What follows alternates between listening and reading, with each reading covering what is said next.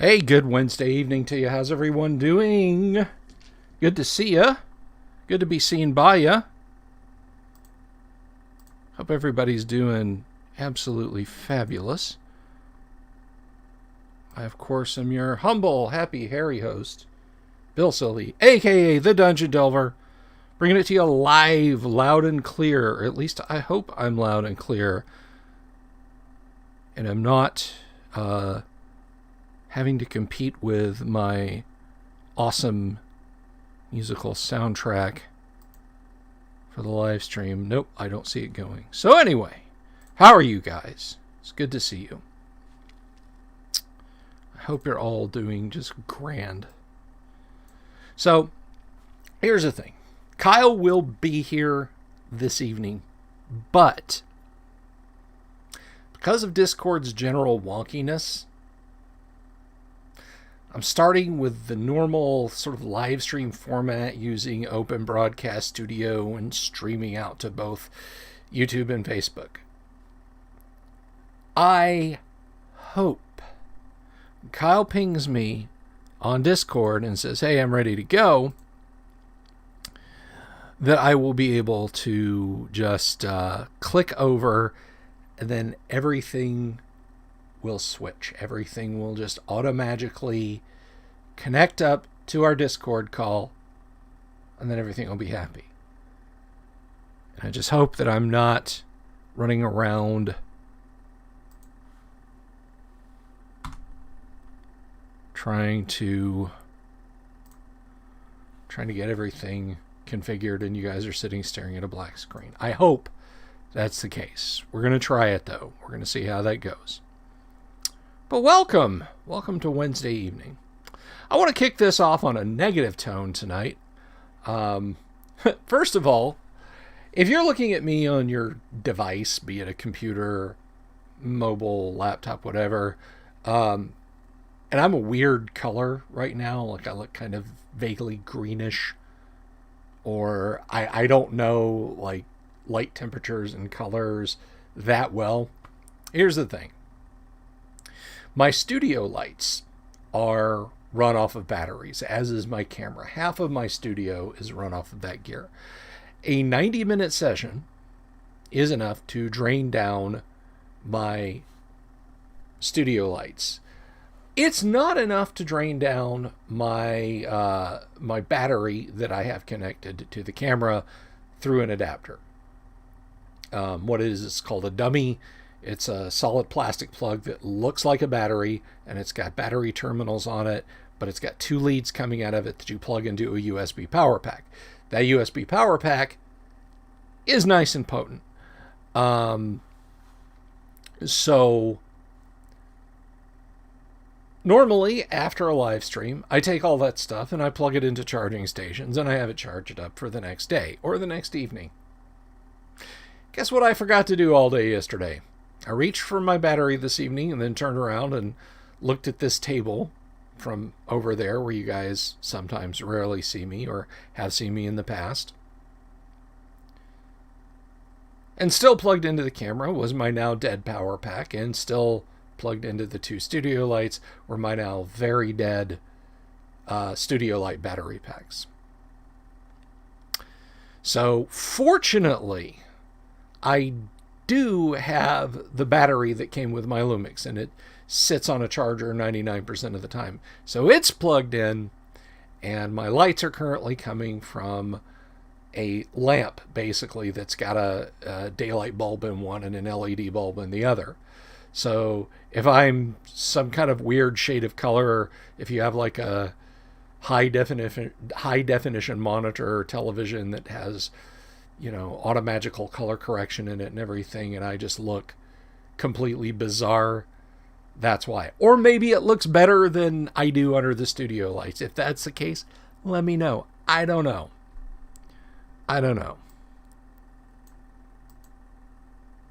Color is fine. What is in the program tonight? Asks Vinny Notabartolo. Did I get that right, Vinny? So I've seen you comment on stuff before, but I've never had a chance to say your name out loud.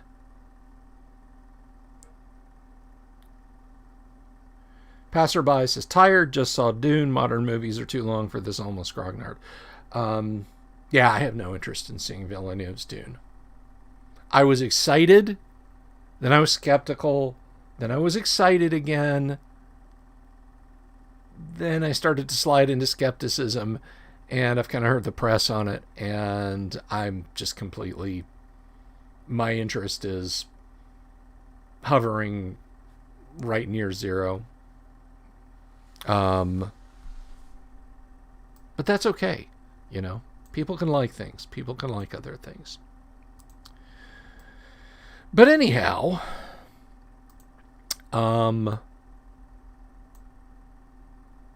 it's good to know the color is good anyway. I have no concurrent viewers on YouTube. That is a shame. That's a damn shame.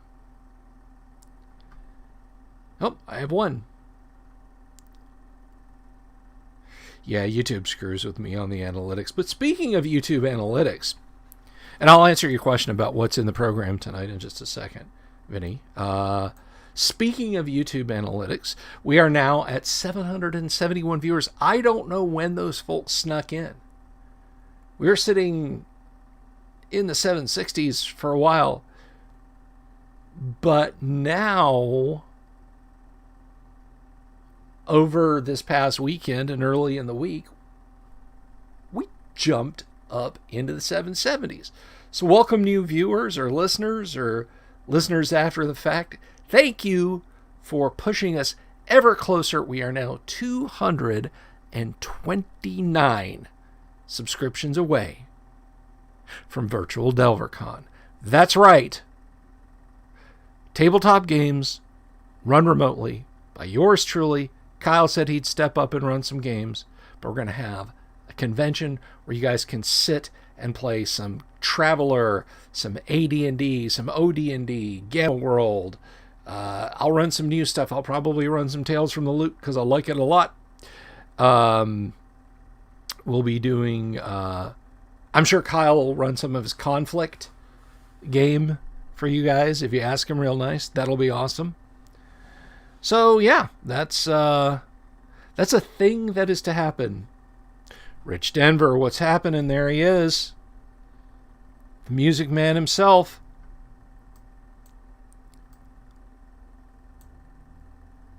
So anyway, to answer your question, Vinny, we'll just talk about everything. Anything and everything. Come on.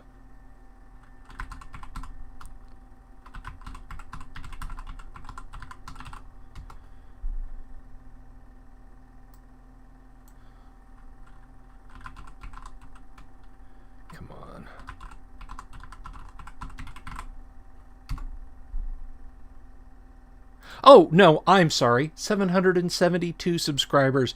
And boy, I couldn't be happier about this. So thank you everyone who has subbed, who likes everything. Thank you all so much. Anyway, so Vinny, today, and I put this out to everyone, did you have a summer reading list? You've still got time. As far as I'm concerned, summer doesn't stop till the end of September. In Florida, weather-wise, it doesn't stop till the end of October. You guys, you know, the heat index. Yeah, there are days in October, or at least it have been in the last couple of years, where the heat index still gets up into the low 100s. So, yeah. Still summer. I am currently flying through Blood Music by Greg Bear, which I read when I was very young, and it's a fascinating book. It's all about the story of a man who works at a biological lab and performs gain-of-function experiments on some undifferentiated microorganisms and releases a super plague that the United States struggles to contain, but then eventually fails, and it spreads all over the world. But fortunately, that's kind of the realm of science fiction and not something we have to Wait a minute. Shit. No. Sorry, just kidding. No. That doesn't do blood music justice. But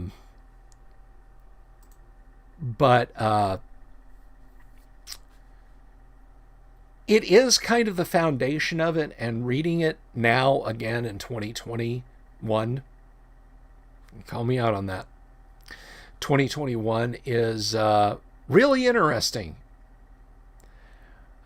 It's probably not as focused on the politics of pandemic as much as the hot zone or outbreak or even the Andromeda strain, because the pathogen that the main character, Virgil Ulam, creates, I guess named after the physicist,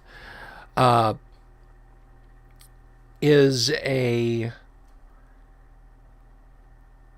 super intelligent cellular organism. Basically, cells become artificially intelligent, and they don't want to hurt people and they don't want to go full Borg on people, but once they get released in the contaminated scientist's bloodstream, they just kind of look around and go, it is a mess in here. It is just an absolute mess. We've got to clean this up. And so they set about to restructuring the scientist's body, and when they get loose in the atmosphere, they're just like, well, shit, y'all, hold on. We'll fix everything.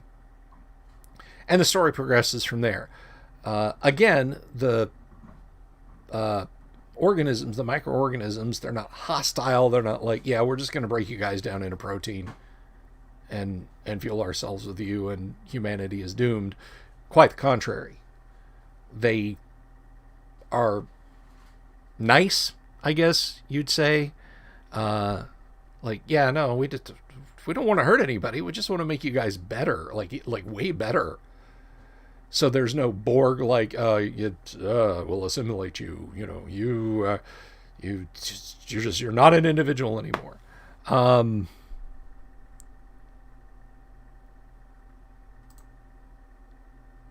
So I do recommend it. It is a good read. Blood Music by Greg Bear. Once I finish Blood Music, I'm probably going to... Let me see. Do I still have my stack over here? Yeah, I'm going to go to the other end of the spectrum. I'm going to reread Team Yankee by Harold Coyle, which I've had sitting over here all summer. This is a great read when I was in high school. It is a Cold War techno thriller, which was a great genre once upon a time, and maybe again soon. But Team Yankee is about a tank platoon fighting a conventional war in Central Europe during World War III. So there's no nukes flying. It's not Fallout. It's not like Aftermath or Twilight 2000. It just deals with the practicality of a mechanized armored team in Central Europe fighting Soviet tanks. It's a good read. It's a breezy read. Like, it is something you can finish in a couple of nights. So if you want, personally, I think it's a better read than Red Storm Rising, just because it's a later novel. Now, here's an interesting thing about Team Yankee. There's a techno thriller written by a British general when he was talking about, or in which he discussed the practicalities and the realities of what World War III in the very early 1980s or very late 1970s in Central Europe would be like, either without or before nuclear weapons were used by either side. The gentleman's name was Sir John Hackett, and he was a general with the British Army.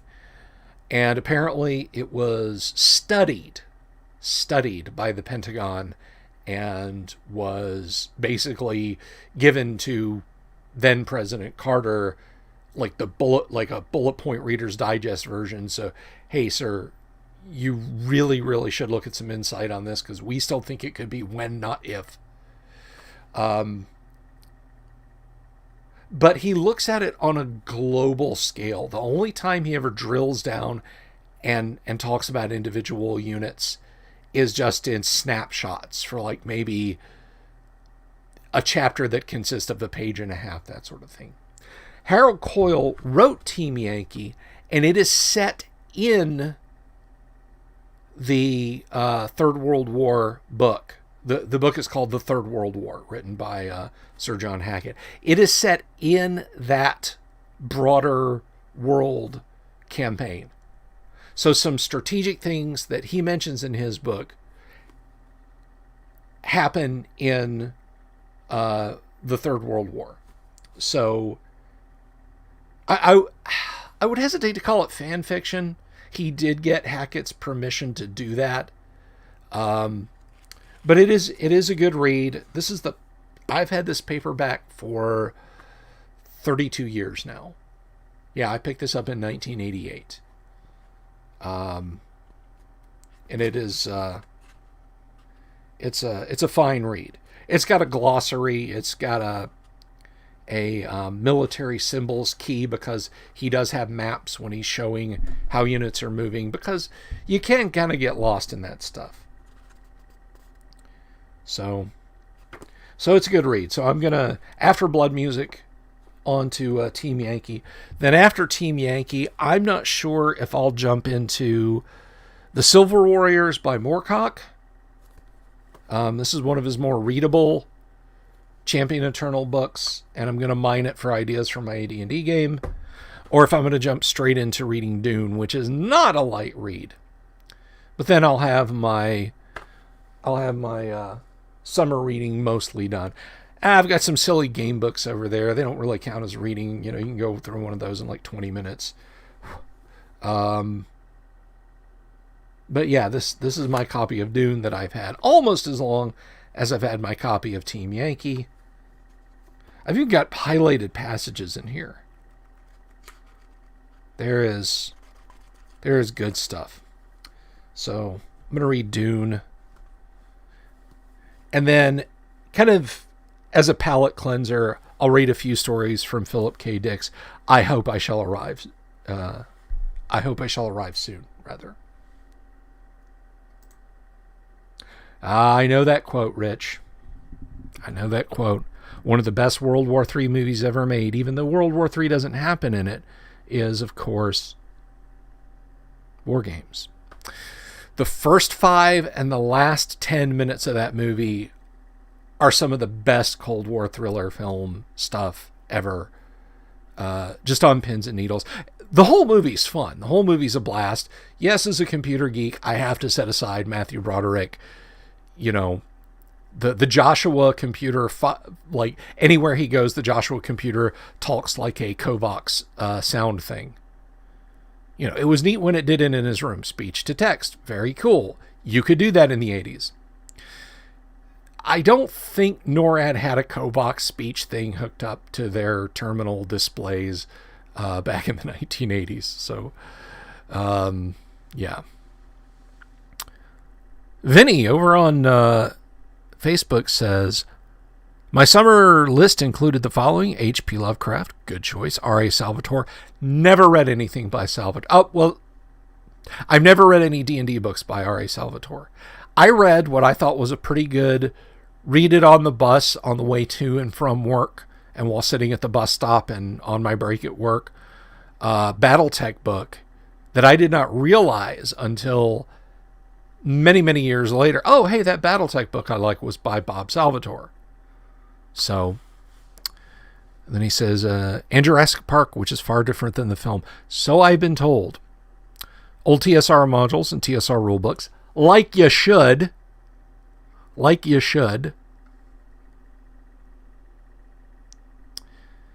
Passerby says, I don't think you'd really like it in reference to Dune. Villeneuve takes lots of liberties. Yeah, I'm not real. Let me tell, for the uninitiated, for those who have neither seen Lynch's film nor read the book, nor been to see Villeneuve's movie.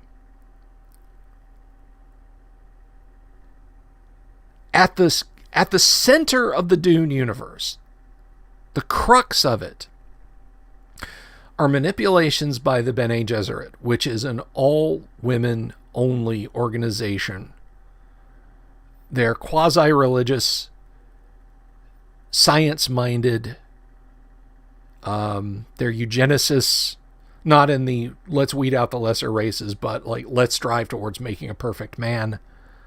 But we're going to do it by finding the right people and manipulating their emotions so that they get married to the right people, and then their kids get married to the right people. And they play a long game. You know, like you'll do something in your lifetime, like you'll spend your whole lifetime doing it, but you'll never know if it worked because you'll be dead before anything comes to fruition. So the Bene Gesserit, the women, are the most powerful organization in the Dune universe. The Emperor, the Spacing Guild, they are means to an end. They are not the end of power. But they are a means to an end. Paul's mother, Jessica,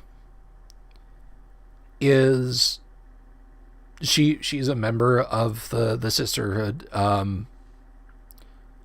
Very powerful female character. Paul's wife, Chani, in the book, again, Paul is, even though he realizes that he has an important role to play, he's a dumb teenager. Ali Sheedy was in, was that Ali Sheedy? Yes, I think it was. Yeah, Ali Sheedy in War Games. But, Paul's wife, girlfriend, Bunky, Chani, again, when Paul shows up with a Fremen, he doesn't have a clue. She has to show him all the rituals. And he does dumb little things like the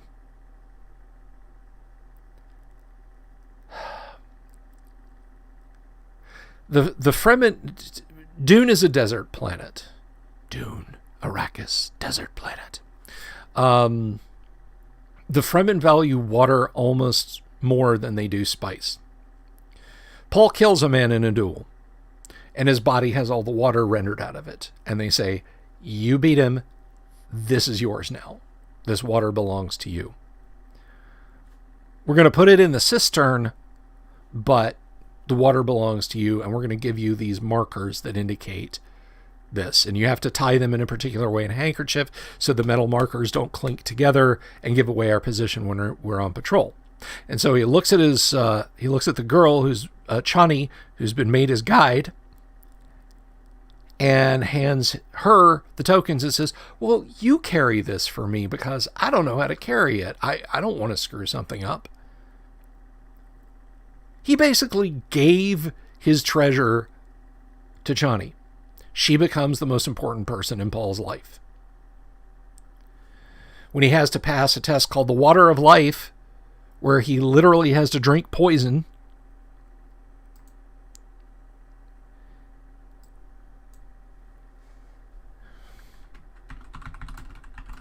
sorry, I had to message Kyle there.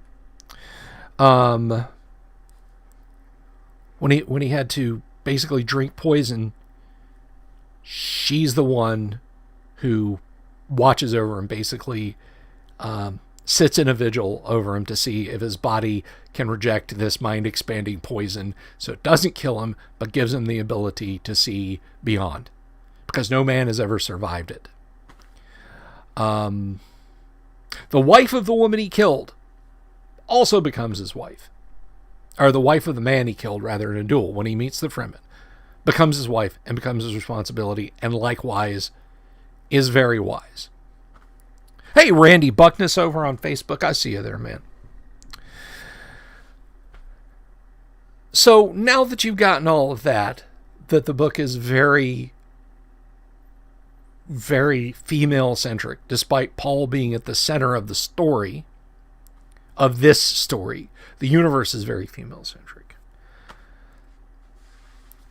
Villeneuve and so many cast members were like, took the attitude of, we're going to update Dune for modern times so it's not so, it's more of a feminist movie now. And that tells me they never read the source material. They never read this. They never looked at the source material. They never considered the source material. They never bothered with the source material. You're darn right it started without you, Kyle. I'll be pulling you in just a second. So I will be passing on Mr. Villeneuve's Dune film. Because if you think that Dune needs to be rewritten so that it is more feminist, then that shows me you never read Dune. You never even looked at it. You never flipped through the book. Other than to know there's a central character named Paul. Therefore, it must be bad for women. All right. So what I'm going to do, Kyle is ready to roll. I am going to flip over to the other broadcasting method. And I'm going to see if I can get Kyle in. And hopefully everything's going to work hunky-dory. Let me see first. And I was very disappointed because I was excited about this new Dune. But honestly, if you want to see Dune on film, you can buy a Blu-ray or a DVD of the David Lynch director's cut of Dune. Go get it and watch it. And do that instead. All right. So oh my God, I turned purple and green there. How long has that been that way? Good Lord.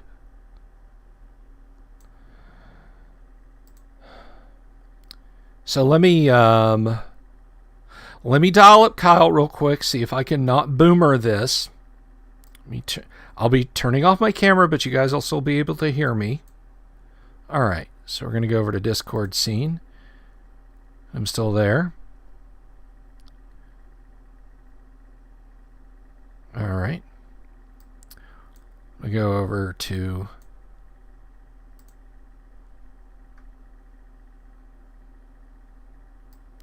I go over here. I'm going to start my call with Kyle.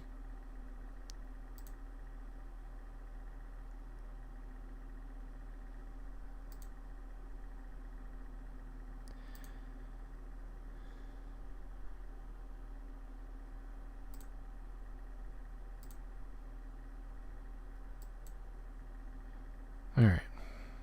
Bear with me, guys.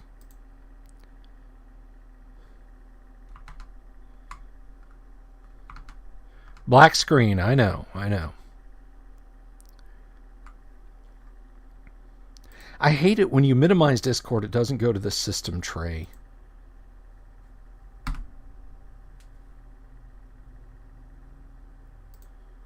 Kyle, I am trying to call you.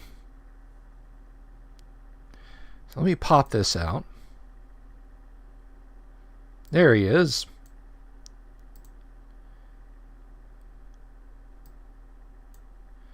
If I go over here. So you guys should be seeing something even if it's not connecting, but you can hear me.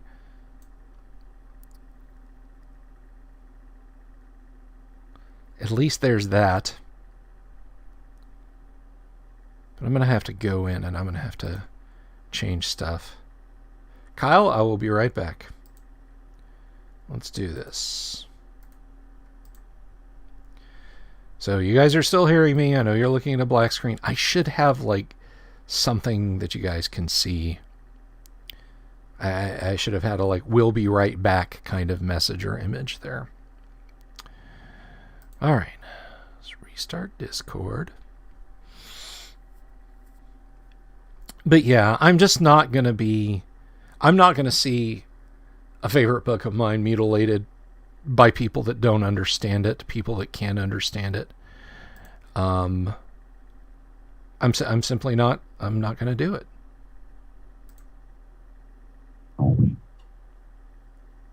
I think I just heard you, Kyle. Yeah, I heard you now. Great. Excellent. Wonderful. So I'm trying to...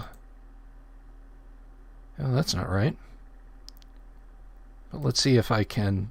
You know what? Let me see if I can get myself here. And...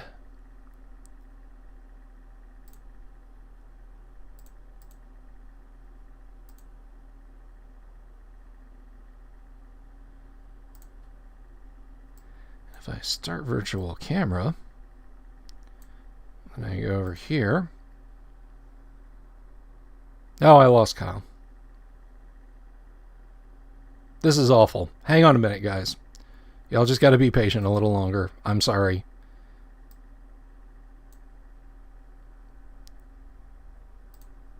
It's wacky, I know.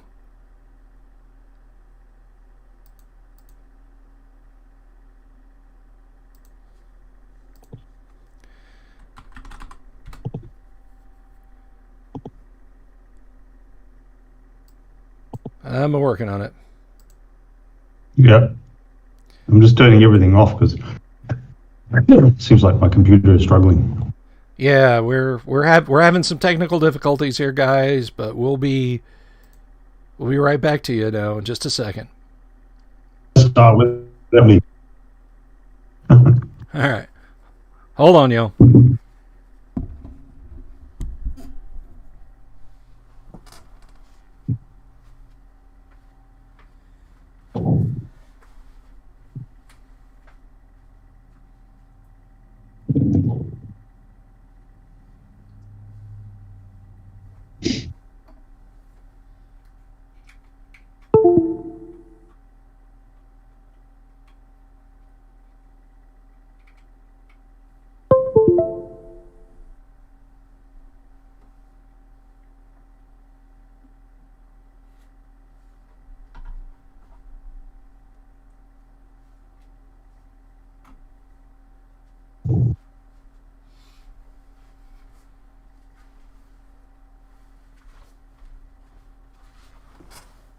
Almost there. We're almost back.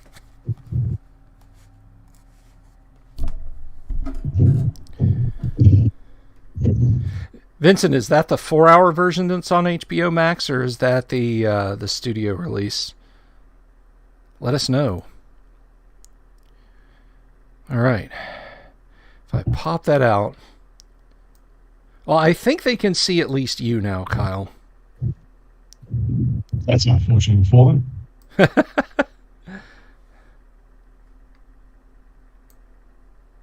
I said I think they can. Let's see. Let's turn that off.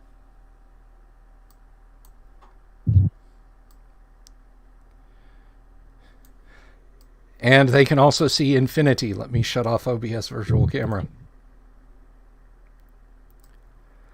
Tell me what you see. Infinity.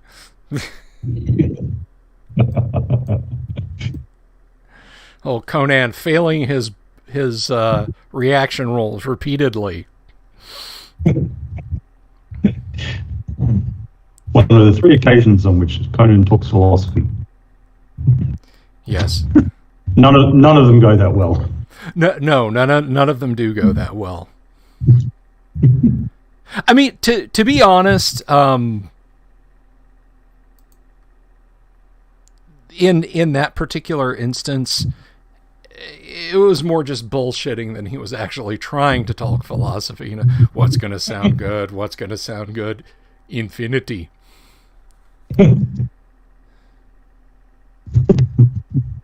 All right, Discord. Oh, it impressed the guy. The guy just sort of, yes. Yeah. And It then, just shows the kind of religion. But I mean, I think it was our what's his name? My head's stuck. The Red Dawn guy. Our guy is a bit cynical about the New Age religions and that. yes, that is William Smith. No, not William Smith, the director. Yeah. Milius, John Milius. Yeah, that's John Milius. That's the one. Yeah. Yeah, John Milius. I think is a little bit cynical about New Age religions. That's why we get, what gods do you pray to? Yes. And it's just Crom laughs. He laughs from his mountain. It's very simple. My God is greater. He obviously favors that. And then, but the Thulsa Doom cult is obviously just a huge piss take of all those 1960s, 70s cults and hippies and that. Obviously, John Milius was not a hippie lover. No, he was not. I was explaining this to my kids the other day, and this all ties back into together because Milius and Lucas and I've gone blank now. Scorsese were all or are all very good friends, and none of them are dead, but they're all very good friends, and when Lucas made THX 1138, which is an amazing movie. I don't care what you think of the prequels or Howard the Duck. Friggin' see THX 1138. It will cure you of being pissed off about Ewoks and Jar Jar Binks. THX 1138 shows that this man, once upon a time, really was all that. So the movie, if you haven't seen it, the movie he just chose a special advantage and flaw for his character that he never has successes or failures, only critical successes and critical failures. Yeah. He either rolls 20 or 1 or double nuts, But so THX 1138 is a dystopia, and it's set in an unspecified city or possibly even larger sized underground bunker. And it is very much based on E.M. Forster's The Machine Stops, which is also an amazing piece of science fiction. But the society is very sterile. It is very controlled. It is very much locked down. They believe themselves to be free. There's capitalism and consumerism, but only in the sense because everything is actually provided by the state. So when you go to the store to buy a product, you bring it back to your living quarters and put it into your consumer, and it vanishes. It's never seen again. That's it. That's what you do. But everyone in this underground society, to break down their individuality, is bald. So Robert Duvall, Maggie McComey, Sid Haig, future horror staple Sid Haig was in it. I cannot remember the actor's name, but he's that guy. Like you see him in a film and you go, oh, it's that guy. That guy. I can't remember his name. But if you've seen Star Trek All Our Yesterdays, the original series, Mr. Atoz, the librarian, he's in the movie. And of course, Donald Pleasance is in the movie. I cannot remember the gentleman's first name. Pedro Colley. Don Pedro Colley is in it.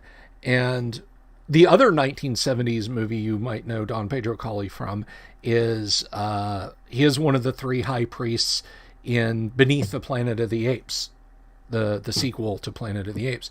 But everybody in this underground society, bald as a cue ball.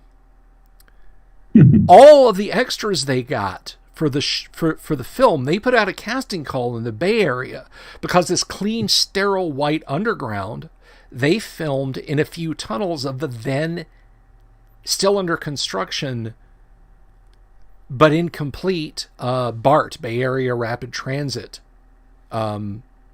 system. So, white tiles in every direction as far as the eye can see, and clean walkways and so on and etc. So they put out a casting call in the Valley there and in San Francisco. Are you bald or are you willing to shave your head? You can make this much, come and see. So all of these bald people show up. It turns out all of these people were members of the Synanon cult, which was this self-help hippie religion that it was later discovered in the 70s and 80s was like hyper abusive, like abuses of people that David Miscavige of Scientology could only dream of in his fondest imaginations. And part of their thing was shave your head to break down your individuality. So I don't know if Lucas and the filming crew exactly understood, but yeah, if you're watching THX 1138, whenever you see it, everybody walking around looking glum and dismal in the background is actually probably have already been brainwashed. So what you're saying is that the extras thought that they were filming a utopian film. Yeah, exactly. Oh, this is wonderful. If only things could really be this way.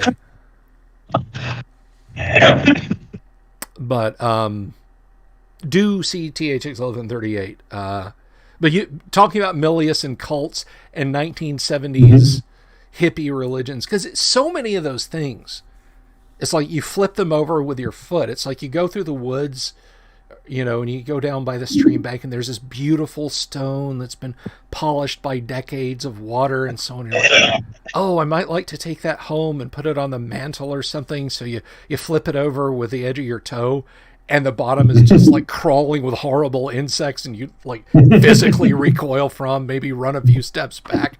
Like, what have I done? Yeah, that's most of your 70s hippie beliefs. I just got done reading probably way too much about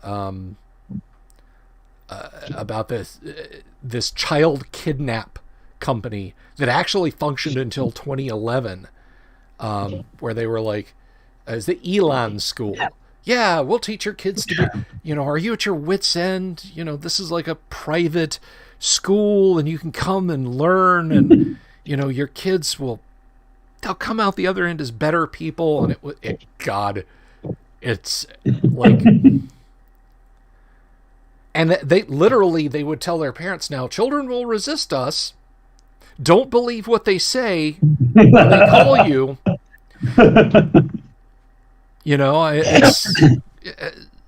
And some of the troubled teens, the parents would authorize them to break into the house at night, zip tie the kids, and drag them out kicking and screaming. I'm not kidding. So yes, John Milius was right to be cynical about, all that stuff. And then the third and final philosophical discussion is with Thulsa Doom. And he's having the I wish to speak to you now. They warm him up for the philosophical discussion by beating the shit out of him. And it ends with him being crucified on the tree, contemplating this on the tree of woe. Contemplate this on the tree of woe. Crucify him. Yeah. So I think that shows us what Milius thinks about philosophical discussions. Yeah. That's how they end up, with you beating the shit out of you and crucified. Damien says, Conan going to the Mountain of Power is a great example of failing to infiltrate a dungeon. It is. Exactly. He tries to sneak in as the priest, and I just take that symbol. I take that symbol that I stole from that other tower. The one that I told you is worth 5,500 gold pieces and would likely be missed. Yeah. Yeah. Yeah, I'll take that one. And the one that you don't see on any of the other priests around, I'll take that one. Yeah. Yeah, I mean, you can. We'll spare our audience any discussion of the politics, but the protests on this back on the 6th of January, that would be like walking right up to the Capitol building with Nancy Pelosi's laptop, you know. Hey, do you guys want this back? Why am I in federal prison all of a sudden? I didn't see this happening at all. Well, those guys didn't try to be very stealthy either, you know. No. They had with the horns and they were trying to sneak in. They were very much. See, I reckon that was a bunch of D&D players because they were so unsubtle. I absolutely do too. That was like a 400-person D&D adventuring group. You know, talking about Conan and his screw up at the Mountain of Power, that was clearly a case of he had a goal, get the girl out, but he let himself get distracted. Mm-hmm. He did not stick with his goal. He had a couple of random encounters with the priest and with the priestess, you know, when he's sitting there by the pool, and again showing off a 5,000 gold piece of jade to everyone. Yeah. So it's like, Rolf wandering was, okay, yeah, you meet one of the priests, and he comes up and talks to you, and can I seduce him? God. But you're so strong. You shouldn't be ashamed of your body. And he succeeds on his seduction trick. Yes. Yeah. You see the game master go, oh God. So he just kind of smacks him over and takes his rope and dresses a priest. Can we talk? So, well, those cannot see over there. You're going to be a 6 foot. You're going to be a 6'2", 240-pound muscular priest. Yeah, right. Okay. Nobody will notice the difference. Yeah. Wear the jackets. Is it just me, or is Pastor Talran? Is it just me, or is Pastor Talran from Zamoria looking mighty ripped these days? Is it? Do you put protein powder in your gruel? Because I can't do that, you know. Yeah. And I think Subatai's player, Jerry Lopez, I think he's the one who actually read the back of the player's handbook. Avoid unnecessary encounters. Get your eye on the goal. Because he says, only the girl, right? Yeah. We take Thulsa Doom another day. Only the girl. And kind of just sort of sharpens his sword. Yes. He's a player who's like, there's the goal. No, I'm going to do the side quests. And yeah. It's like me when I'm playing Fallout and it's, you know, I'm locked in it's like a mortal battle. I've got energy beams flying in at me, and, you know, I've just stepped on a mine and I'm down to, like, you know, 3 notches of health. And I step into a room, I'm like, what's in that chest? Well, the game will pause when I look in that chest. I say, oh, rocket launcher, a couple of extra missiles. And Thulsa Doom was Jim Jones with magic. Yeah, and that goes back to what Kyle was saying about Milius being skeptical of all the 70s hippie movements right there. The Temple of People, the People's Temple, rather, in Frisco in the 70s. You know?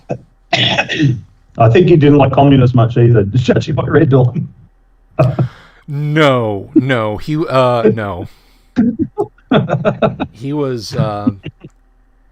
was initially kind of excited for the Red Dawn remake, and then the production company, I think it was Paramount, just completely crumbled in the face of Chinese protests and took us from an improbable but at least plausible idea of we get invaded by the Chinese to the North Koreans invading, which is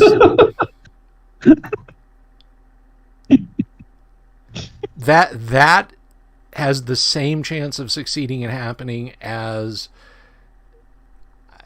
Seminole County, Florida, declaring war on the state of Texas and pulling it off. It just, well, we've got a couple of National Guard depots around here. We could give them a good no.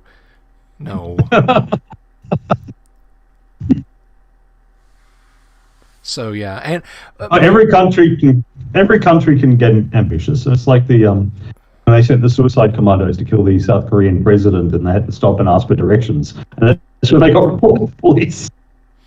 I remember that. Yeah, there was a time period, folks. If you're young or just you don't know the history, but there was a time period in the 60s and 70s and even into the early 80s when the North Koreans were just like actively, yeah, no, the war's still on. We're still trying to kill you guys. Yeah.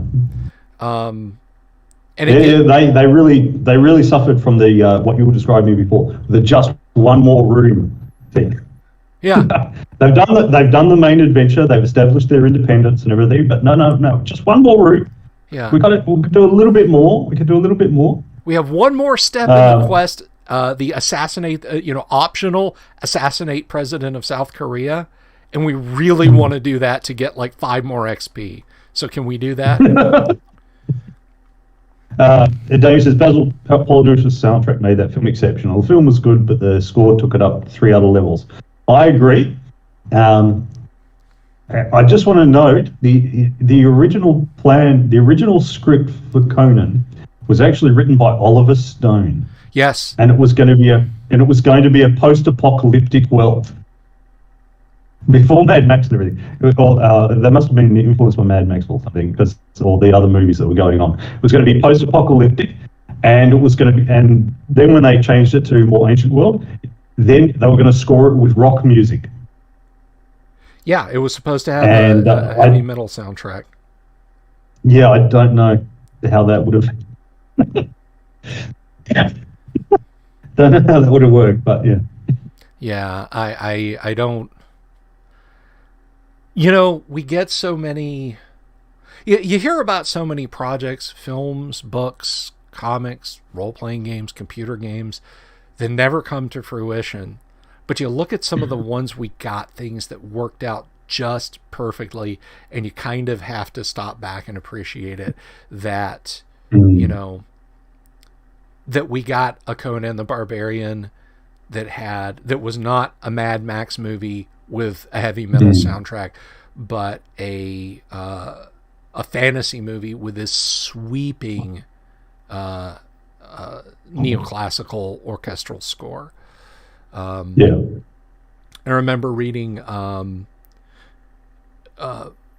Poledouris was stuck trying to come up with the music for the kitchen, and he had the kitchen piece, but he wanted it to transition into the orgy, and he was basically, I guess, had composer's block, and his one of his daughters at the time was actually the person who came up with the melodies for it. She looked through the because the practice at the time was they'd send 16 millimeter segments to composers to watch and say, okay, what is this going to sound like?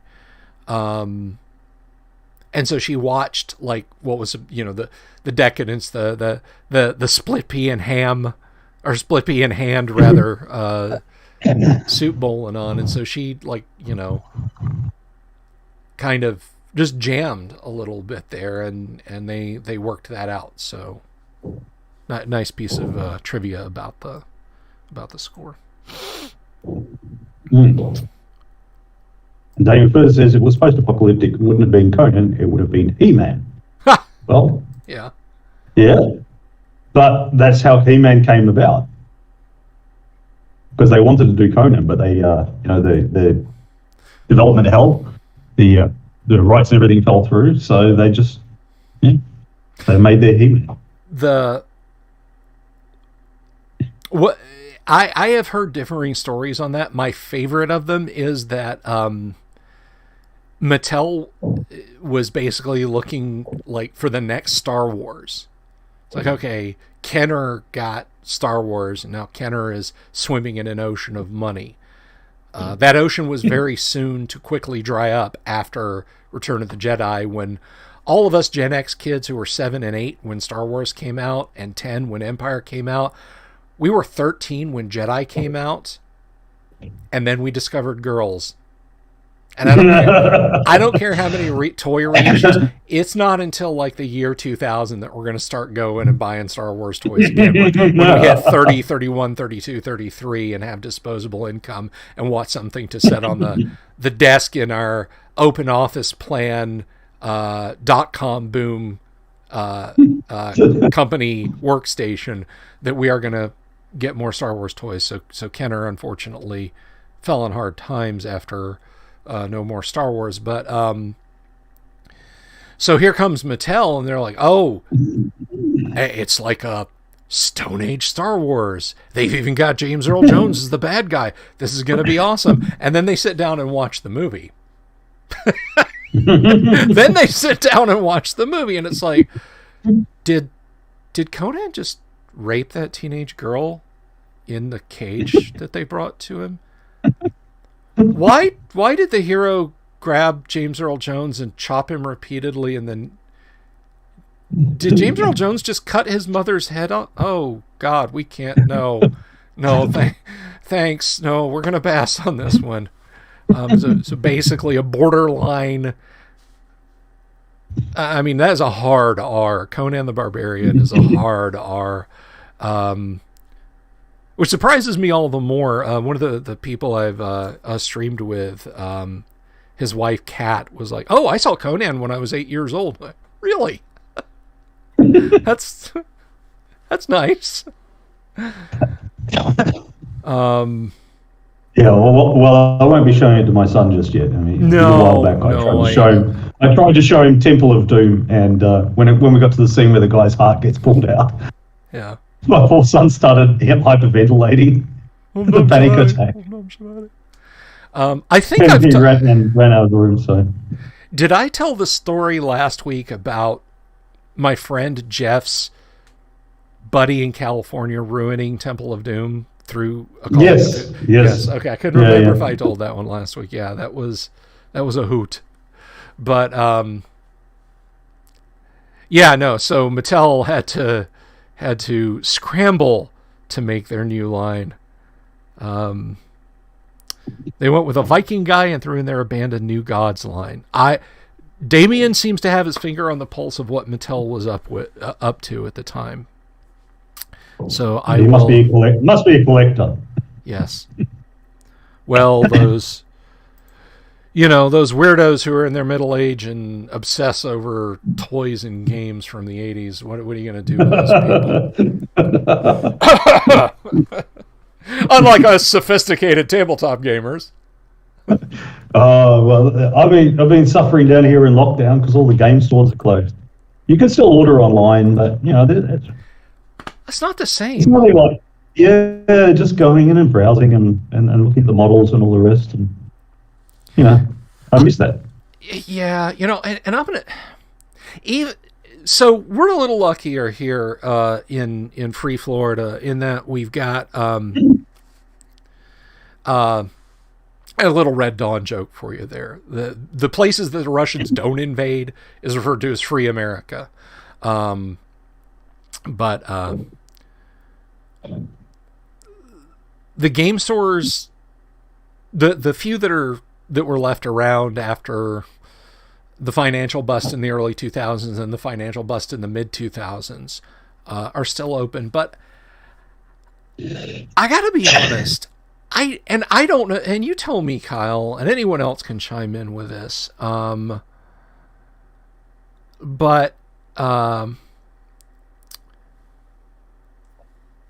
Is it a matter of age, or is there now not as much cool stuff to look at when you do go to a game shop? I mean, everybody says that tabletop role-playing games are healthier and more popular than they've ever been, and I'm not going to argue that. But it just feels like when I was younger, and I don't even mean, well, I guess your mid-20s, you could still call yourself a kid. Some of us, anyway. And I think when it comes to divergent life paths, you and I were about 180 degrees separated when we were in our respective mid-20s. But it just seems like there was so much to see. There was just an embarrassment of riches in the 90s when it came to role-playing games. I mean... Well, I think there is now, but I just think there's just a larger volume of stuff now in the media, whether it be role-playing games. So, and that's both an advantage and a disadvantage. The advantage is that, any dickhead can publish his own game. But that's a disadvantage in that it's hard to stand out. When there were 5 TV channels and just local cinema, you could plausibly keep up with all the popular stuff. You could go to the movies once a week, and you would have caught, and that's like 50 new releases a year. You get, so you'll know the 5 that everyone else thinks is cool. And with the 5 TV channels, there's like 1 or 2 or a government one that nobody watches. And then there's like 3 commercial channels or something, and then there's one that's less popular, another 2 more popular, and so the most popular shows would be on a couple of those channels. So you'd be able to keep up with it. But now there's just such an enormous volume. There's still all the free-to-air TV, but you've got your Netflix and your Stan, and Paramount Plus just launched, and then Apple and blah blah blah. There's all those. Nobody can keep track of all the stuff. So I think the larger volume of stuff, there's certainly quality out there. It's the same, 10% that's really good. But it's harder for us to have the common touchstones, so to speak. Yeah. You know what I mean? Because there's the 10% of Netflix that is really good. But if I don't have a Netflix subscription and I've got an Apple subscription, I just know about the 10% of the Apple stuff that's really good. And then you and I can't have a conversation about it. You know what I mean? It's just that, it's the larger volume of stuff, which is an advantage because there's a lot of independent guys. There's, all these $1-2 million productions. And as we've discussed many times before, I'd rather see 100 $2 million productions than a single $200 million production. More chance for creativity and great stuff to come out. It's just that large volume, nobody can keep up with it. And so it's harder for there to be kind of a community talking about that stuff.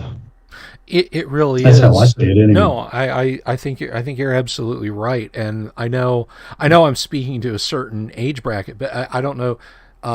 When you were a kid in the 70s and 80s, did you ever read Starlog magazine? Do you remember Starlog? No. Starlog. I don't know if it still exists or not. I get mixed signals on it, but Starlog was all of the science fiction and fantasy websites, but in a magazine. So like once a month you'd get a magazine of stuff that covered production news and rumors and interviews with artists and directors and that sort of thing. So it's like all the stuff that you can go out and, to paraphrase William Gibson, it's like a shark in a swimming pool full of caviar.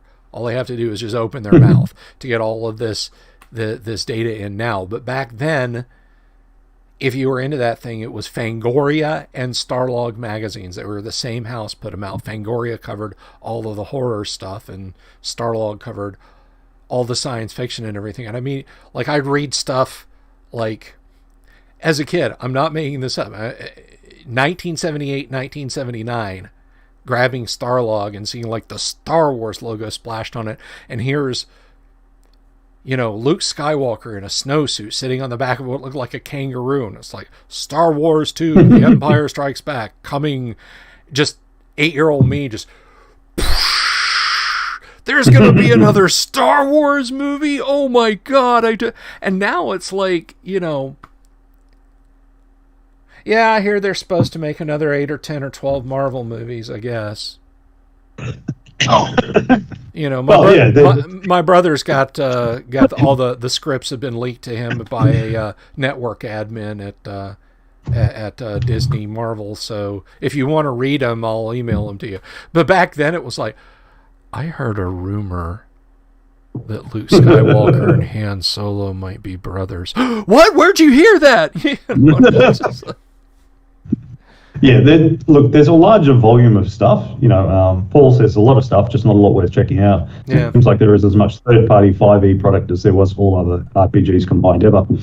Yeah, the large volume of stuff. I think, as always, it's the same. 10% is really good. Yeah. But it's just there's a larger volume, so it'll be harder to see. And I think that larger volume can make you a bit jaded in that you've seen so much that you're not that impressed. It's like there was this episode of Friends where Rachel was dating a gynecologist, and they'd been getting together for a while, and he hadn't had any more intimate interest in her. And she asked him why, and he said, well, put it this way. He said, you work in a coffee shop. At the end of the day, do you feel like making a coffee? And she said, well, no. And he said, well, I'm a gynecologist. So there's nothing wrong with the woman. It's just that's what he saw all day. So he just got a bit jaded about it. And so I think the larger volume of material out there can make us a bit jaded, and stuff that, when we're kids, because it was a much bigger deal to publish something or whatever, we'd just go, oh, wow, and we'd give it more of a chance. I think there's a lot of stuff out there, and we don't necessarily give it a fair chance. And that's what I've talked about before. I think, that's what I loved when I met Raven C.S. McCracken, World of Cinnabon guy. He never lost that adolescent geeky enthusiasm. The adolescent geeky enthusiasm that got you to write a module and send it off to TSR. He never lost that. He has absolutely no shame. He was a 50-year-old guy with a mohawk and, runs a bar and everything. He just lives as he wants to, and he has an adolescent geeky enthusiasm still into writing games and all the crunchy details of games, more than anyone ever needs. But he has that enthusiasm for it. It is. I think it is quite possible, because we can have like 6 tabs open at once on a browser. What? Only 6, says the audience. Have 6 tabs open, and just to even you can watch Netflix or one on your browser, but how many of us can will actually sit down and watch it for half an hour doing nothing else without tabbing to an email or a chat or something like that? How many of us will? I certainly don't. Like that thing. I remember when CDs first came out in Australia in the late 80s. Mm-hmm. And there was all this talk about them, about this fantastic sound quality and blah, blah, blah. I know we've gone the reverse the other way, but anyway. There was talk about how they'd have fantastic sound quality. The first CD I heard was Pink Floyd's Dark Side of the Moon. Really? Right. That was the first CD I heard. I gotta stop. I gotta interject real quick. Yeah. When I graduated high school, one of the gifts I got was a component CD player to hook up, because in the 80s we had big, glass cabinet rack stereos. That was the first CD I bought. I'm not making that up. I'm not making that up. Well, it was like Billboard Top 200 for like 30 years or something. Yeah. Yeah.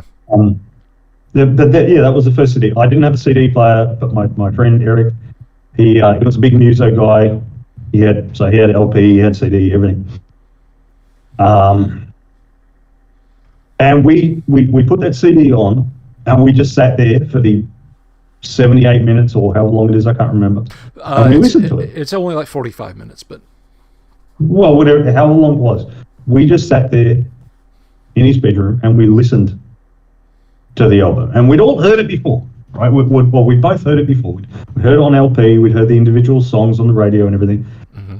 But we just sat and listened to the whole album in one go, which as one whole piece. Which is how Dark Side of the Moon should really be listened to. Yeah, but we didn't stop to read a book in between. Or play a different song from a different artist. Yeah, a pause and have a chat in the middle or anything like that. We exchanged a few words and everything, but we just sat and we listened to the whole damn thing. And I did the same thing with my girlfriend at the time when she got a CD player, because it was her who first told me about CDs, and she got what was it? Boston, the one with the rockets on the cover. Yeah, self-titled first Yeah, one. mm, More Than a one of the Feeling. rockets on the cover, and yes, Yeah, Long yeah, and we Time. sat and yeah, we sat there. We sat there. It's one of my strongest memories of sitting there with my first girlfriend, listening to More Than a Feeling and all the rest, listening to that whole album. There'd be a very small percentage of people who do that nowadays. You know, the people who like have the whole gramophone and really, you know, who are fully into music and that. Not many people would do that kind of thing nowadays. That concentrated attention. So I think there is just as much great stuff out there. There's probably more great stuff out there. It's just harder to find. And I think we as a society have become less focused, if you like, less likely to just sit down and do that one thing. You know, whether it be to read a game book from cover to cover and sit there and think about it, or maybe take notes on it or something like that. Yeah. I think we've become less focused. So these games and that, they've only got about 30 seconds to catch your attention before you scroll onto another, you go onto another tab, you scroll down on your phone or whatever. And it's tough for them. So I think that's why they've become coffee table books, because you need that big colourful art to capture people's attention. Yeah. Yeah, I mean... You need that. And I will probably not be the only person guilty of this, but I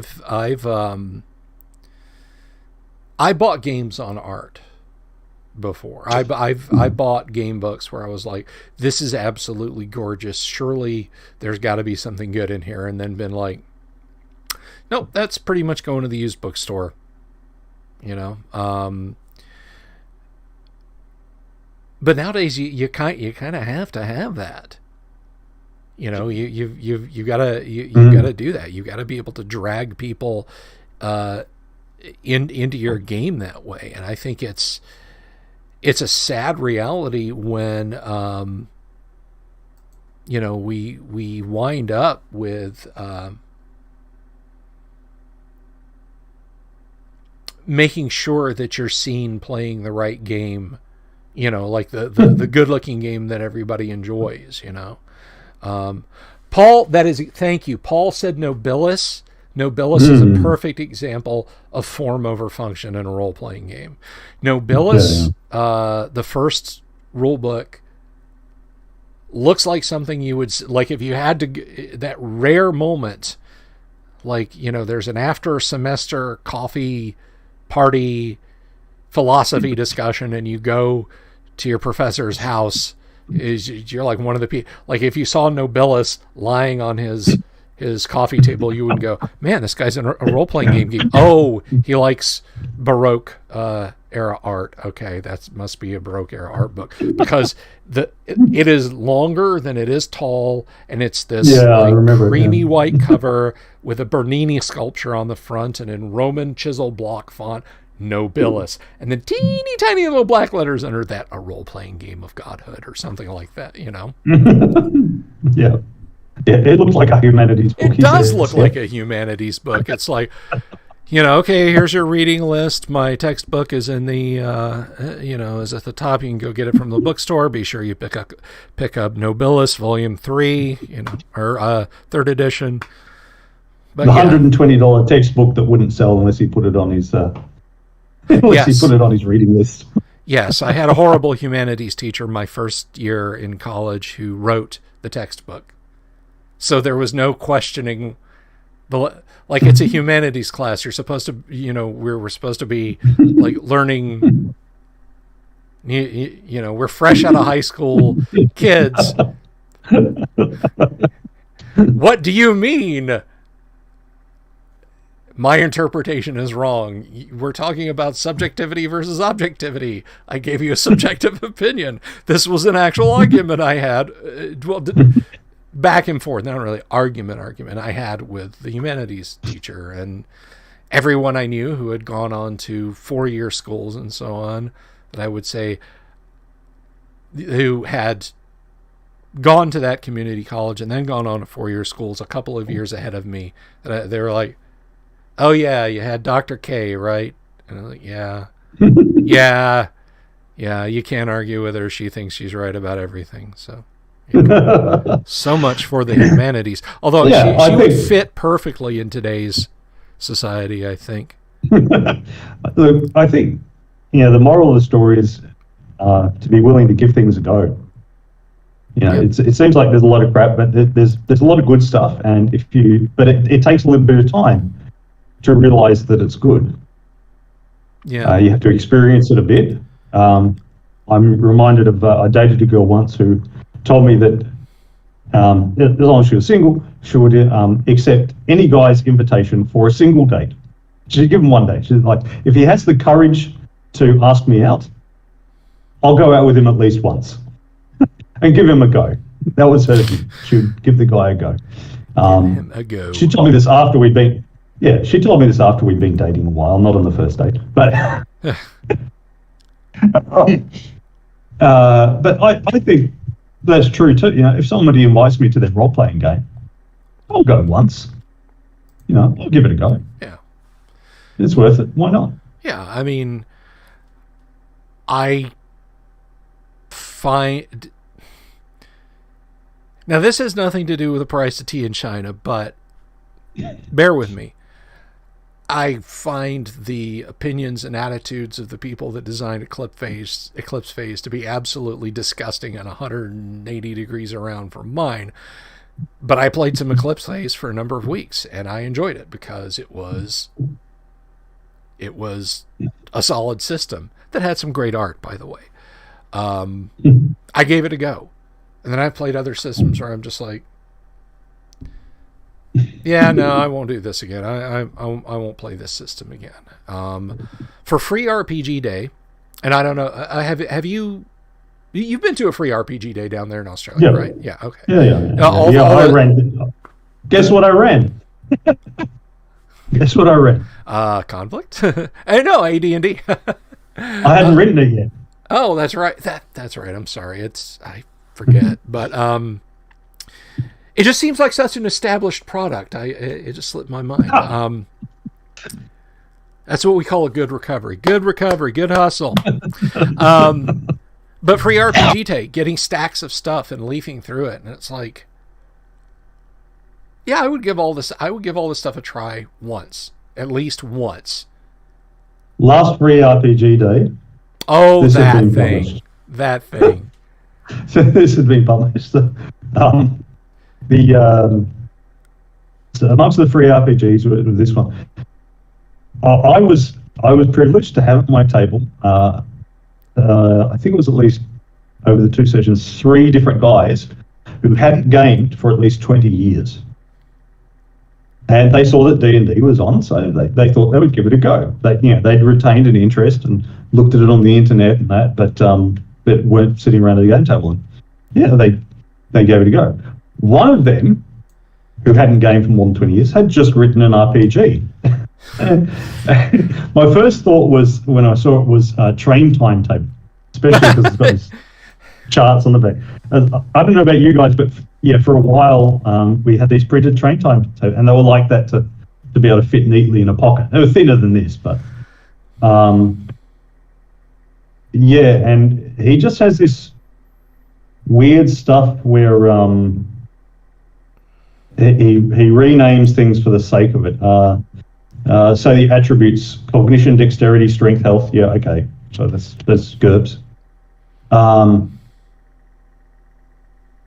And all the keywords are written in capitals. Once you have rolled your protagonist's attributes and chosen a type, you now need to give your protagonist a life.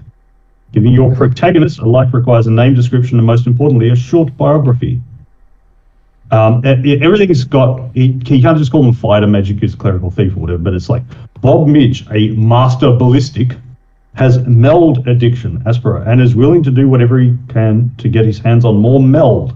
He has acquired a network of Solians who are disillusioned by Solian laws, and epistemologists, yes, there's an epistemologist character class, customs, each promising an unlawful possession of meld provided he fulfill unlawful requests. And it's got these odd sort of black and white pictures of It's a bit gruesome. So this one, she's extracting cerebral spinal fluid from someone she's decapitated. I see that. It mentions it in the game somewhere. And then epistemologist is a race. There's Minia, Padfoot, epistemologist, and Kota, and they've got the sizes and their weights and stuff as well. He hadn't gamed for 20 plus years, so he and hadn't. It shows. He sort of went down deep into the rabbit hole of, because you're always tempted to come up with new words and things like that. Again, it's the struggle to stand out. And the struggle to stand out sometimes expresses itself in the coffee table experience. But it sometimes expresses itself in the form of just like a sword isn't a sword, it's something else or whatever. I don't know. Yeah. I don't know why it's so dot, because on the side it says soul, called soul, the world of soul. And I don't want to crap on it too much. This guy Phil Day. I don't want to crap on it too much because, it's somebody's years of work. But it is pretty awful. Because it just hasn't been play tested, is what it comes down to. He hasn't just sat down and played it, or he hasn't recently played. So you tend to get out of touch. Yeah. You get the same thing. You get the same thing in every realm. In my professional realm of being a trainer, you get these gurus who haven't trained anyone for 10, 20 years, and it really shows. It really shows when you try to apply this stuff. Or the old cooks, famously, there's been a few things where somebody goes through like Nigel Lawson's cookbook or something and tries the recipes, and they don't work because she just dictates about this much of the recipe to her personal assistant who writes it all up for her. Yeah. And it hasn't been all tested out. So it's the same for everything. If you've been too long away from doing that thing, whether as a profession or as a hobby, from actually doing it, you end up with this strange shit, strange, unplayable or inedible or workout that's not doable, whatever stuff. So that you've got to keep participating, and you have to keep your adolescent enthusiasm and be willing to participate. You mentioned Nigella Lawson, who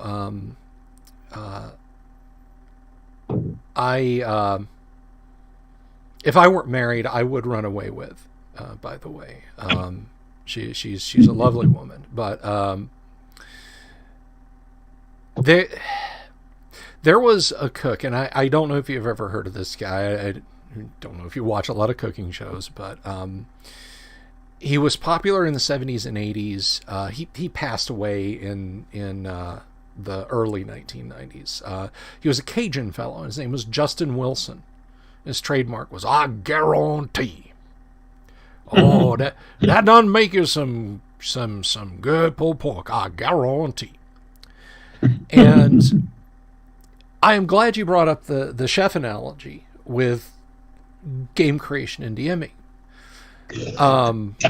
Because Wilson would say, "Now let me what you right here. You don't put a cup of Jack Daniels in right here." And he'd grab a fifth of JD and pop the cap off and tick, tick, tick, tick, tick, tick, tick, tick, and then set it down and then continue cooking.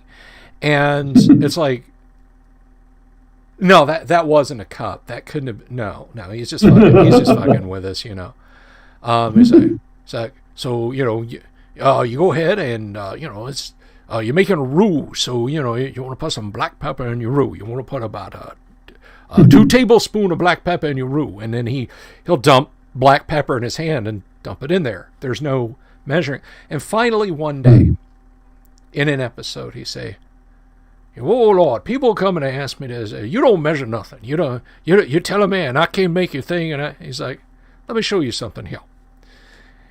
And he pick up and dump the pepper in his hand. Then he grabs a tablespoon and scoops it out, and it's the exact measurements he said. But the nutshell of what he was getting at was the important thing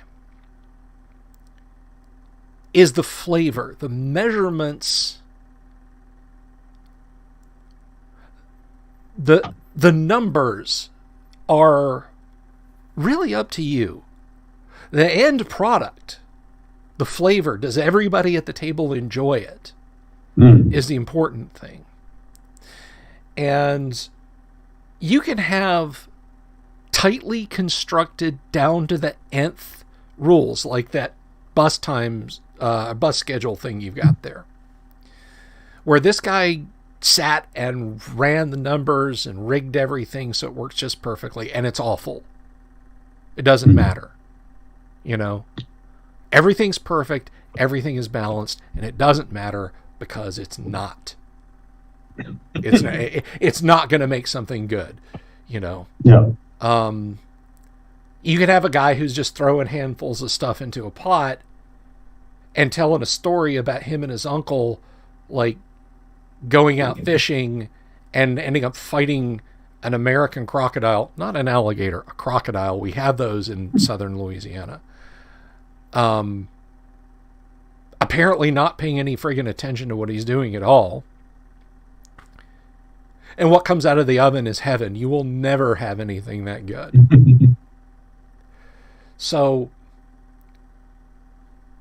the crux of what I'm getting at is that this guy who designed this game, and they really lost track of putting in stuff that tastes good. Yeah. Well, as you say, it's while you're speaking, I was thinking of what I always say. In order of importance to the game system, the game session, the success of a game session is the people, the snacks, the setting, and lastly, the system. Yes. And everyone focuses on the system, but there's the people that matter. The other day, I was watching an episode of Meat Eater. It's on Netflix. It's an American show, so you watch it. Anyway, the guy hunts the animal, and then if he gets it, he cooks it. He has a little cooking session. So it's hunting and cooking. It's a nice combination. And he goes out in like rural Wyoming and all that sort of stuff. It's beautiful places that he goes to. It's one of the reasons I like watching it. Anyway, in an episode I watched recently, he goes out with this old hunting guide. And the guy's obviously 70-something and retired. He's got a couple of guys working for him who do the hunting guide after he's done it for 40 years or whatever. But he gets him out there into the wilderness and gets him talking and telling stories. And, you know, they catch some fish from the river and fill them with butter and put tinfoil around them and cook them on the fire and that. And they're going hunting for a bull moose. And they need a lot of butter and aluminum foil for that, folks. and the guy's with him, and he's saying, you know, one of the problems nowadays is he says people aren't willing to take the time. They expect to go out on the first day, see the animal, bag it, take it home. And he says, you know, can take a bit longer, and sometimes the animal doesn't cooperate by being around for you to shoot, or in a good position for you to shoot. The animal doesn't just walk up to you and ask to be shot in the head. You know, he said people have to understand. You know, he says so. Not many people sign up for the 9-day expeditions anymore. Anyway, the host of the show, of course, was doing the 9-day expedition, and they went along the river and they caught lots of fish and they had told many stories and that, and they didn't see a single damn moose in 9 days. And the show finished with him not having hunted anything. And he said, you know, it was disappointing in that, but it was a great experience to be out there with this old guy telling his hunting stories and fishing with him and going down the river out there in the Alaskan wilderness. And he said that was a good experience. And I thought, this of course got me thinking about Dungeons and Dragons. And I thought, even if you don't accomplish the goal, you don't complete the module, you have that experience of being with these other players, old friends and new friends, going down the river, so to speak. You're wandering monsters, you have these little encounters, and you have a good time, even though you don't really accomplish much. I've been doing that in gaming recently because we haven't been able to meet up for face-to-face gaming because of all the lockdown nonsense. Right. But me and my friend Pat have been playing DayZ, And in that, there's not really any goal except gearing up. And the further inland you go, the more gear there is. But of course, the more players out there who are willing to gank you to get that gear. Yes. And playing well requires lessons from D&D, being cautious. So I wasn't with Pat. I was going to this police station and looting it, and it was in the middle of the night. And I was going around flashing my torch around and that. And then, having looted the place, I turned my torch off, and I went to walk outside, and I put my melee weapon in hand just in case of zombies, and I crouched down, and I looked to my left, and there was nothing and nobody, and I looked to my right, and there's this guy coming up, geared up with night vision goggles and all the rest, and he went and took me out. So I hadn't been as cautious as I should be. Going around at night with a torch in the dungeon, making a noise, and wandering monster came along and took me out. Well, I'll say this, if I could just interject real quick. At least he didn't shoot you, cripple you, and then carry you to his sex dungeon. Ladies and gentlemen, before you think I'm engaging in disgusting hyperbole, this can happen in DayZ. This is according to a thread that Kyle showed me. Stuff like that can happen in DayZ. But continue. Yes.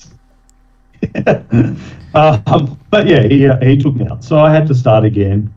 But anyway, a lot of me and Pat's time so far has been healing up each other's injuries. Pat gets injured, bleeding out. I'm rushing around looking for medicine for him, and then coming back to him and all the rest. And then in our last one, we went and we looted a military base, and I did not avoid unnecessary encounters. The thing about the zombies is you can take them out with a melee weapon, and only the ones really close by will notice and come. But if you start shooting, every zombie from everywhere comes along. And I saw this one, and I just had such a good shot, and honestly, I didn't even think about the other ones around. So I took him out, and all of a sudden there were 8 zombies waiting on beating the shit out of me, and I couldn't shoot them all. I was desperately trying to reload, and I was trying to change my melee weapon, and they took me out, and I woke up, I'm bleeding. It's like 4 different wounds. I was bandaging up one, and then fell down, and it came up with that little New Order screen that they have where it's a red screen that says, "You are dead." Like the cover of a New Order album. Yes. And Pat had desperately been trying to get to me to rescue me in that. So then our next thing was I start again, and then we have to meet up because he's way inland, and you start on the coast, and so then we have to meet up again. So we're communicating on Messenger, trying to meet up, and then we meet up. And when we meet up, what we do is exchange some gear, consolidate our gear, sort out our gear, and then we go and like hunt an animal or something, and then cook it over a fire, and we just talk shit. We just sit there and we talk shit, and that's all we do in the game. There's no grand campaign. There's no big boss to take out or anything like that. We just explore the place, meet wandering monsters, upgrade our shit, and I mean it's different to D&D in that you tend to find pieces of things. Mm-hmm. You find the butt stock, you find the stock of a rifle, or the scope of a rifle or something. And you're like, should I keep it in case I find the rest of the rifle later? Is it worth keeping the scope in case I find a rifle?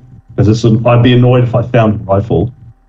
Like, damn it, this would be so good with the scope, but I left that 3 towns ago, and someone else will have grabbed it by now. I'm glad D&D doesn't have a. You find the hilt of a +2 sword.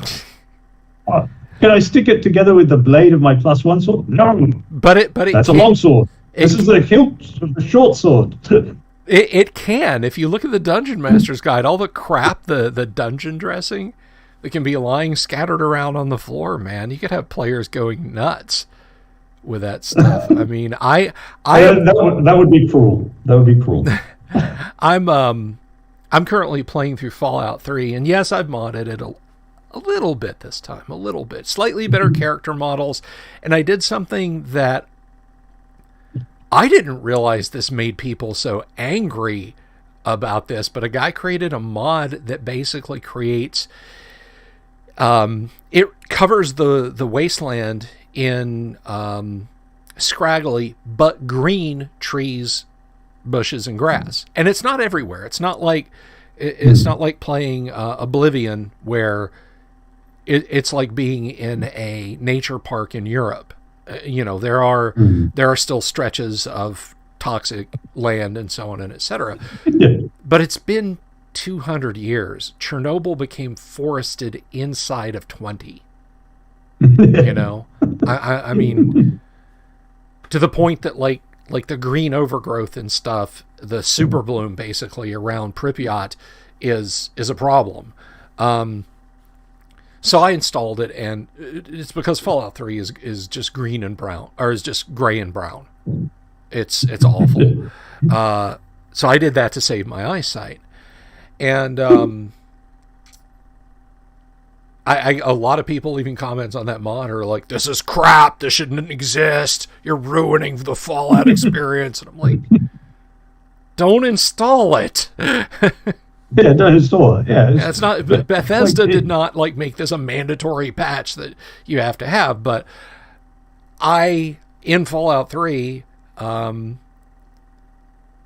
first time I played it, not this time, but the first time I played it, I would scour every sector I was in for everything that was listed as having a sale value.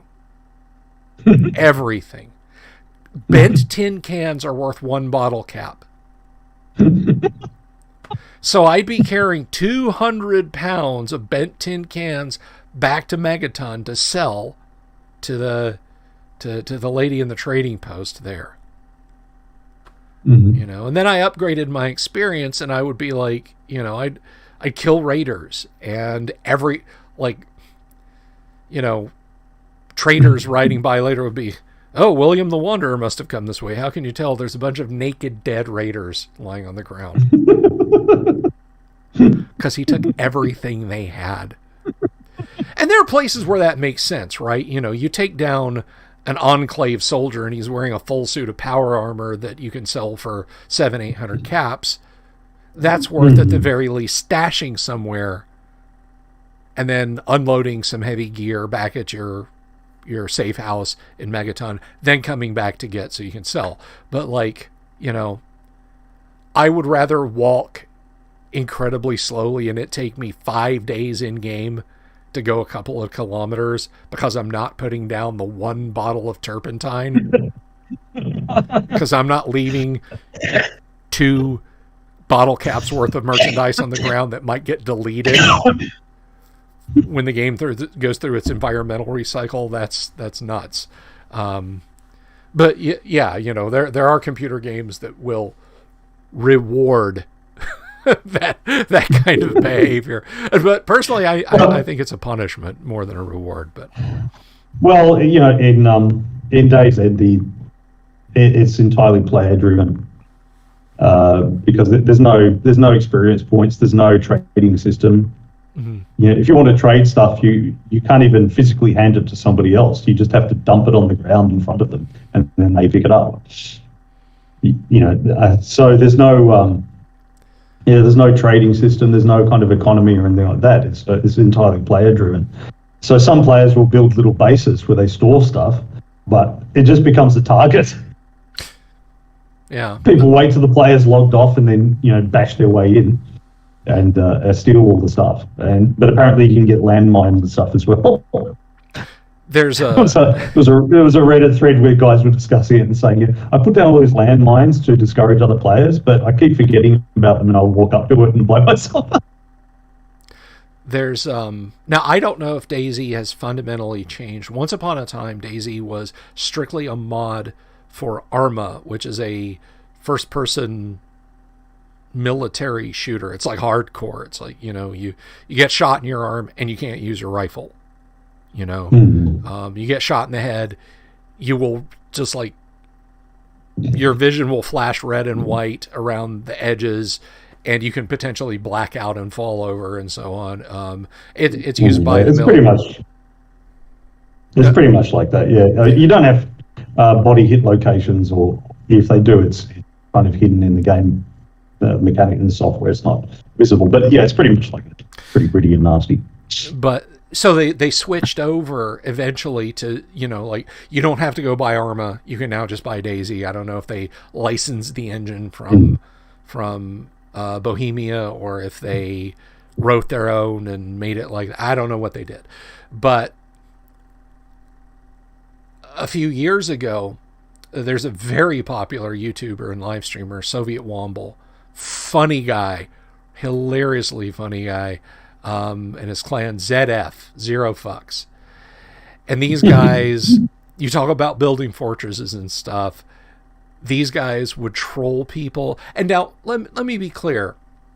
In a player versus everybody environment, trolling and camp sniping and stuff like that is not the level of griefing that it would be in a different kind of game. This is literally do anything, do whatever you want to level of sandboxiness. And some of the shit that they would do back in the day in Daisy was just hilarious. Like, one guy, strip off all but running shorts and a t-shirt, walk up, carry on like a 20-minute conversation talking about how, and this is Soviet Womble. This is like the head of the like his YouTube channel, his live stream channel.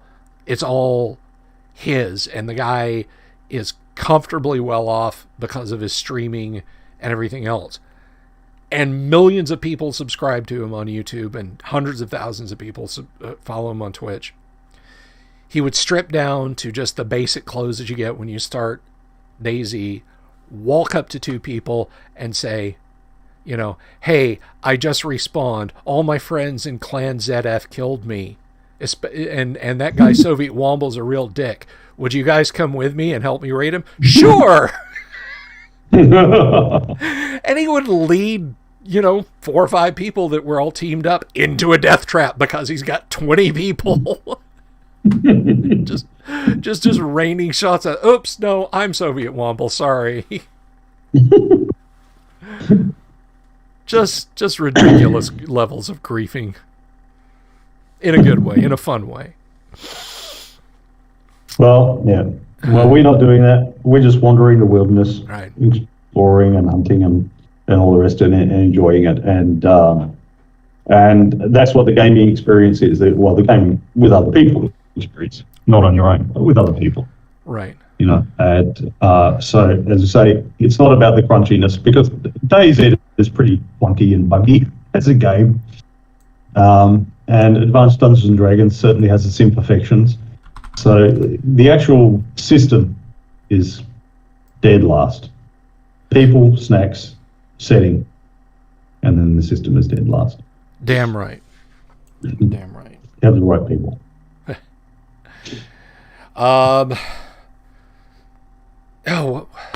There was one thing, and I know I'm going to have to wrap up here shortly. I don't know how your timetable is, Kyle. But there was one more funny anecdote about, the Daisy thing, the stories, like watching Soviet Womble and his team play Daisy, or watching them play Arma, like their Arma Anti-Stasi, where they basically play a resistance against AI-driven Soviet or American troops, is hilarious also. They don't dig deep into the lore of those games. Do you know why? Because the stories that they tell, that you basically rewatch when you watch their recorded live streams that they've edited down from like 10 hours of play into like a 30-minute video of just funny stuff, those are the stories. The backstory in gaming is what you get out of it. It's not, I am Legolam, the High Prince of the Sea Elves. Hang on a second, I got to get to the next page. Single space, front and back of 4 sheets of paper for your story.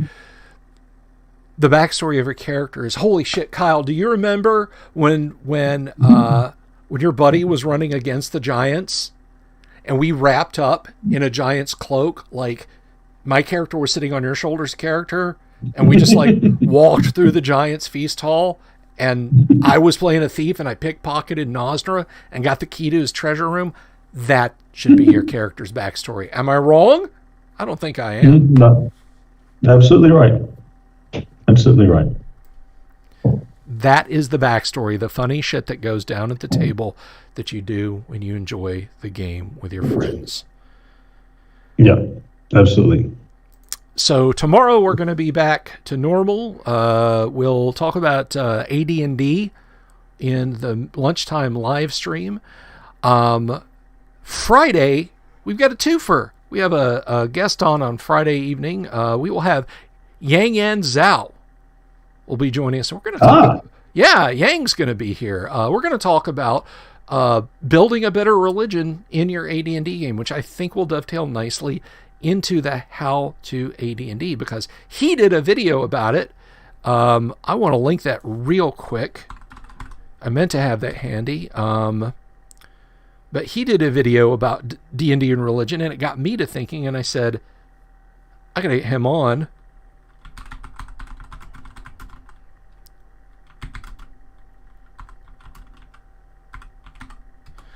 See if I can find this real quick here. And I will share that link with you guys. It's a multi-part, so don't necessarily start here, but that's the one I saw that got me thinking. So Yang's going to be here. We're going to talk about that. And I don't know, Kyle, you gonna be available to sit in on that, or? I can watch. Okay, bud. Well, you'll be here in spirit, no pun intended. So, so that about wraps it up today, guys. Thank you everybody for sitting through me butt fumbling the technological side of things for 10 minutes, and thank you, Kyle, for coming in. I know things have been crazy, but you're part of this mess, this insanity that I do week to week, and it wouldn't be the same without you, bud. So thanks once again for being here. With pleasure. And I thank you all for stopping by tonight. Have a great evening. Be good to each other. Go game. Go play some D&D, or read some D&D, or come up with some ideas. And we'll see y'all on the funny pages. Peace, everybody. Ciao.